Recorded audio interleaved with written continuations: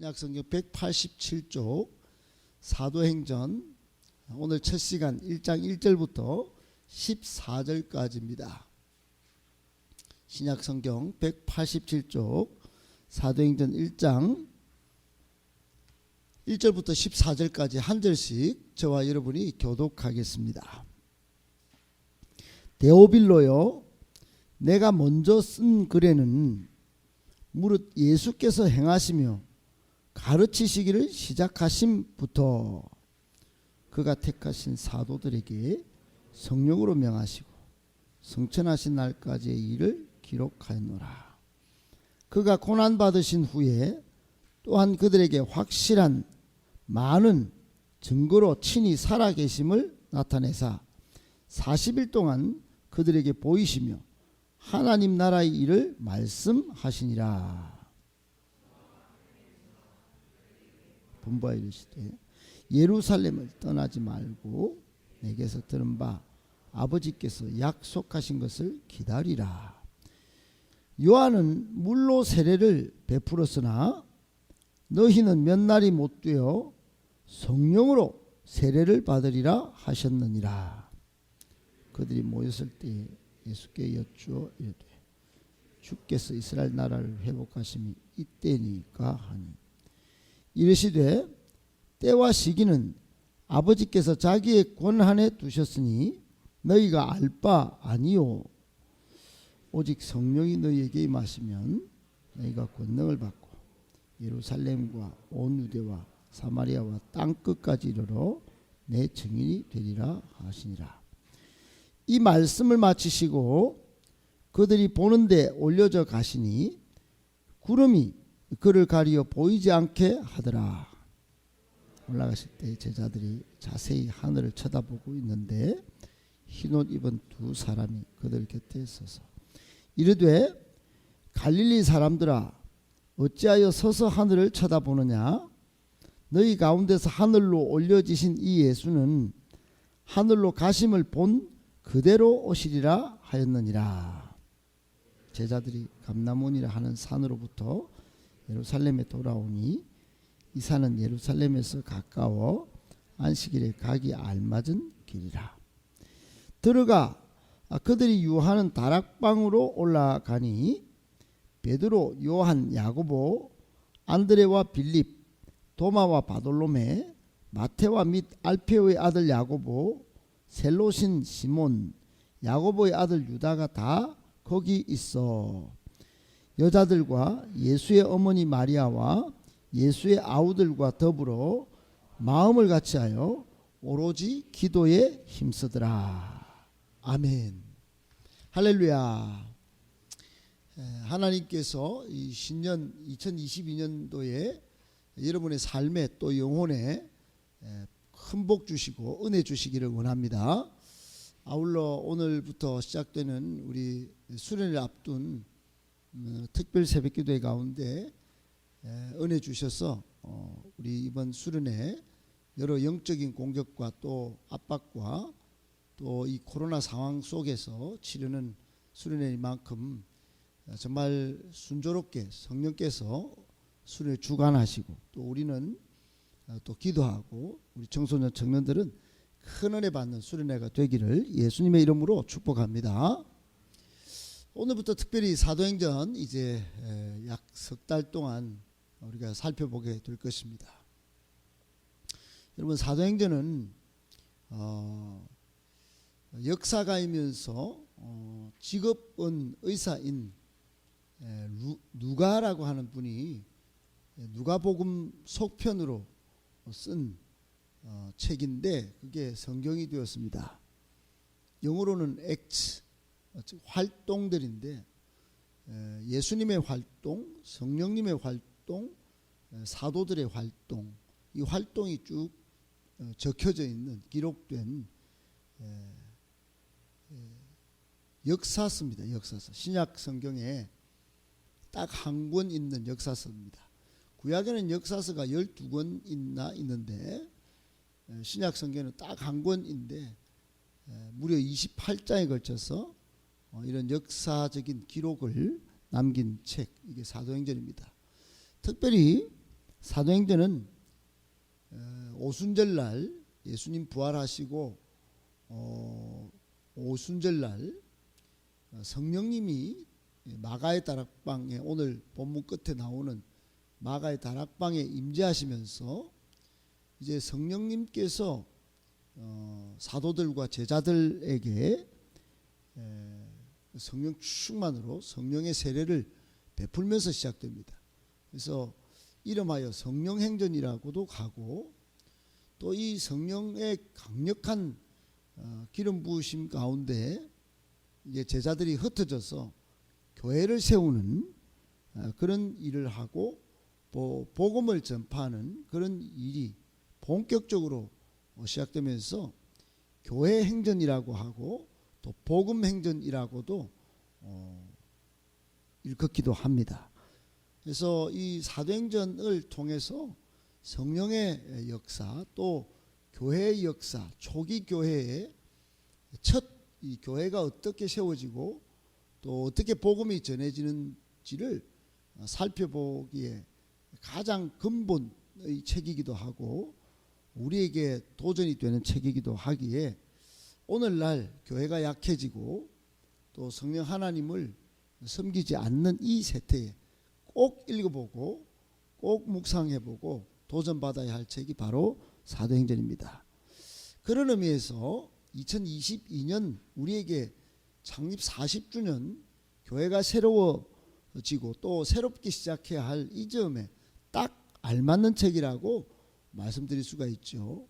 그러면 오늘 사도행전을 우리가 묵상을 시작하면서 2022년 새해 누구와 어떻게 우리 신앙을 시작할 것인지, 또 우리 교회도 창립 40주년을 맞았는데 우리 교회는 앞으로 어떻게 시작해야 할 것인지, 오늘 본문에서 세 가지 시작을 누구와 어떻게 해야 되는지 말씀하고 있는 내용이 있습니다. 그것을 정리해서 묵상하도록 하겠습니다. 첫 번째, 우리는 또 우리 교회는 부활 예수님과 함께 시작해야 합니다. 여러분, 어제도 시작에 대한 이야기를 했는데 시작은 그 자체로 굉장히 중요합니다. 시작은 시작하면서 이미 끝을 향해서 갑니다. 교회나 인생이나 마지막이 있습니다. 예수님께서 마지막, 즉 창세기에 나와 있는 에덴 동산이 첫 시작이었다면 우리의 마지막 에덴 동산이 있습니다. 거기에 입성하기까지 우리의 신앙은 계속적인 싸움이요 또 신앙의 여정이라고 볼 수 있는데, 여러분 사도행전 이것도 시작이 있습니다. 그 시작이 어디로부터 시작됐냐? 여기 사도행전이 시작이 아니고 사실은 누가복음이 먼저 시작되어 있어요. 그래서 오늘 1절에도 이 사도행전을 누가가 써서 헌정하면서 먼저 쓴 글에는 그렇게 시작합니다. 먼저 쓴 글이 있음을 알리기도 한 내용이지만은 먼저 쓴 글에 등장하는 이 예수님이 오늘 이야기의 주인공이다 하는 것을 밝히 드러낼 목적으로 먼저 쓴 글을 언급한 것입니다. 먼저 쓴 글은 누가복음인데 거기에 먼저 쓴 글에는 누가 등장하는가 봤더니 1절에 예수님이 등장합니다. 예수님이 등장하면서 예수님은 세 가지 사역을 하셨는데, 처음에는 행하시며 실제 삶으로 하나님 나라를 보여주셨어요. 그리고 가르치셨습니다. 예수님은 하나님 나라를 가르치셨어요. 그리고 실제로 이제 고치시고 귀신을 쫓아내는 사역들을 하셨습니다. 어떻든 그 이야기를 지금 1절부터 누가가 사도행전을 시작하면서 예수님을 보여주신 겁니다. 그리고 2절에 보면 이걸 시작하면서부터 특별히 예수님께서 하신 일이 뭐냐면 2절에 택하신 사도들, 즉 12명, 예수님께서 온 인류 몇십억에게 다 직접 찾아가셔서 복음을 전하지 않고 사도들을 12명 뽑아가지고 복음을 전하기 시작한 이야기를 하셨어요. 예수님은 12명을 뽑아서 성령으로 명령을 하시고 십자가에 달리셨다가 부활하신 후에 승천하시기까지 이 땅에 계셨어요. 그리고는 12명 제자들에게 복음 전파의 명령을 위임하시고는 깨끗하게 하늘로 가셨어요. 그러면 복음이 끝날 줄 알았는데 오히려 예수님이 가시고 난 이후 오순절 성령 강림의 역사가 있고 나서부터 복음이 엄청나게 기독교를 온 세계의 어떤 종교로 만드는 역사가 일어난 것입니다. 여러분, 오늘 3절에도 언급된 바와 같이 예수님은 직접 몸으로 보이시고 또 가르치시고 또 제자를 세워서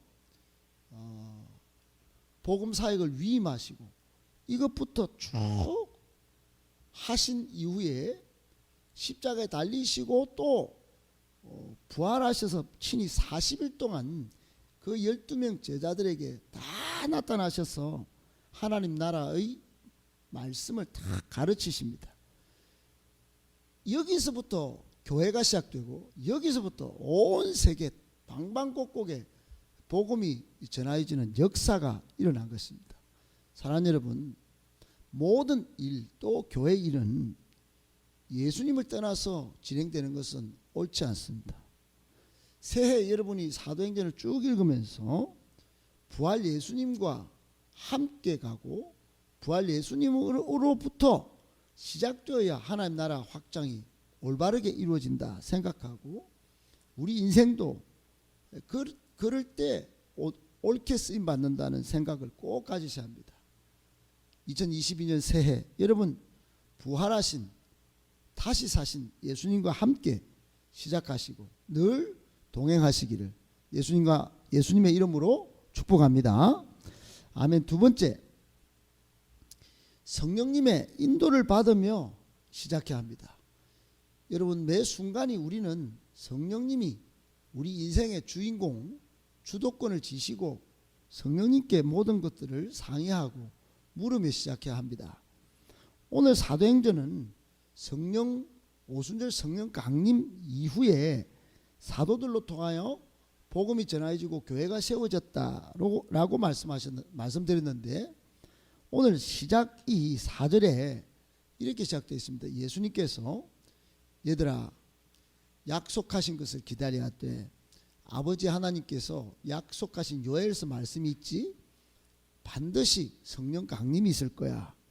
그리고 기다리라는 말씀을 주셨습니다. 여러분 얼마나 조급했겠습니까? 제자들은. 예수님은 승천하실 준비를 하고 계시고 서슬푸른 로마의 칼날은 눈앞에 있고 야 큰일 났다 이거. 우리가 도망치든지 몰래 복음을 전하든지 이제 예수님 없이 어떻게 해야 되겠나 그러고 있는데 예수님은 기다리라고 하신 것입니다. 여기서 기다리라고 하는 것은 성령님이죠. 성령님, 구약에서 예언된 성령님을 기다리라는 것이에요.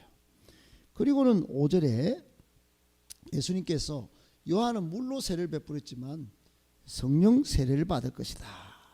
그런 말씀을 분명하게 하셨는데 제자들은 그만 착각을 했어요. 6절에 보니까 아이고 이스라엘 나라를 회복하실 때가 지금인가 보다. 그 나라를 기다리라는 겁다. 그러고 착각하고 있는데 질문했는데 예수님은 때와 시기는 중요한 게 아니야. 그 환경 조건 따지지 말고 시간도 따지지 말고 지금은 성령님이 중요해. 성령님이 너희들에게 와서 주도권을 쥐면 너희들은 아무것도 안 해도 돼. 가락하면 가고 하락하면 하고 그러면 돼. 그러면서 8절 그 유명한 말씀을 하신 것입니다. 오직 성령이 너희에게 임하시면 너희가 권능을 받고 엄청난 능력을 힘입어서 예루살렘 너희가 있는 지금 예루살렘 로마 군인들이 차닥차닥 다니는 이 예루살렘 그리고 온 유대 그리고 사마리아와 땅 끝까지 이르러 내 증인이 될 거야. 그런 말씀을 하신 것입니다. 사랑하는 여러분, 우리의 사명은 땅 끝까지 이르러 증인되는 사명이 있습니다. 이 사명 어떻게 감당할까요? 내 힘으로 내 조건 따지면서 안 됩니다. 성령님이 주도권을 쥐고 성령님께서 하라 하시면 반드시 정인된 사명을 감당할 수 있습니다.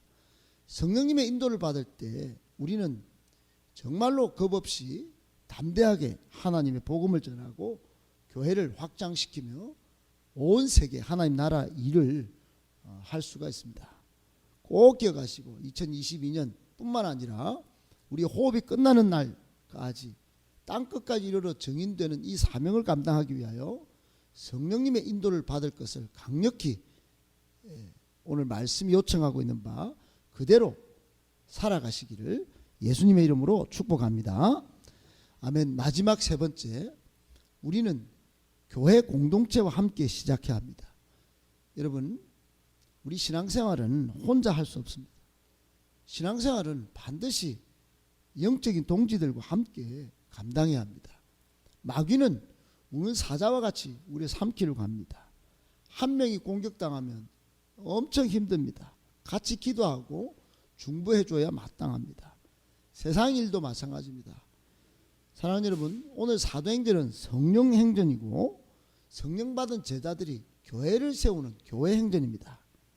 처음에 제자들은 어떻게 했나? 오늘 우리가 이제 세상의 정치 세력으로 우뚝 서겠구나, 예수님이 그 말씀을 하시는구나 조금 착각했는데 그만 예수님이 아니야, 성령 받아서 너희들 땅끝까지 정인되어야 돼. 그러고는 9절에 승천해버리시는 겁니다. 구름 타고 올라가 버리셨어요. 멍하니 바라보고 있는데 그때 두 천사가 나타나서 이렇게 말합니다. 올라가신 그대로 너희 봤지? 그대로 다시 보라, 주님 구름 타시고 다시 오실 거야. 그렇게 말씀해 주는 거예요. 그리고는 그 천사의 말을 듣고 돌아와서 이제 12제자인 한 명인 마가의 다락방에 올라갑니다. 아마 마가는 부자였던 것 같아요. 120명이 들어갈 방이 있었으니까요. 거기에 올라가니 12제자들 외에 예수님의 어머니 마리아와 그리고 많은 여자분들, 그리고 예수의 아우들, 즉 예수님의 혈육 친동생들이 같이 더불어 있는 거예요. 그래서 한 일이 뭐냐? 마음을 같이하여 기도에 힘썼습니다. 사랑하는 여러분, 우리 행복한 교회는 마음을 같이해야 합니다. 창립 40주년 이후에 40년의 부흥 시기는 마음을 같이해야 오는 것입니다. 아울러 한 가지 더 있다면 같이 힘써 오로지 기도에 힘써야 합니다. 우리 오늘 사도행전을 통하여 하나님께서 우리에게 교회생활 또 신앙생활에 큰 도전의 말씀을 주신 세 번째 말씀은 교회 공동체를 떠나지 말고 같이 마음을 합하여 오로지 기도하라고 요청하십니다. 그리할 때 우리 교회 40년의 부흥이 올 것이고 여러분의 인생도 정인된 사명을 잘 감당하여 주님께 인정받는, 칭찬받는 그런 삶이 될 줄 믿고 오늘 본문의 말씀대로 살아가시기를 예수님의 이름으로 축복합니다. 아멘.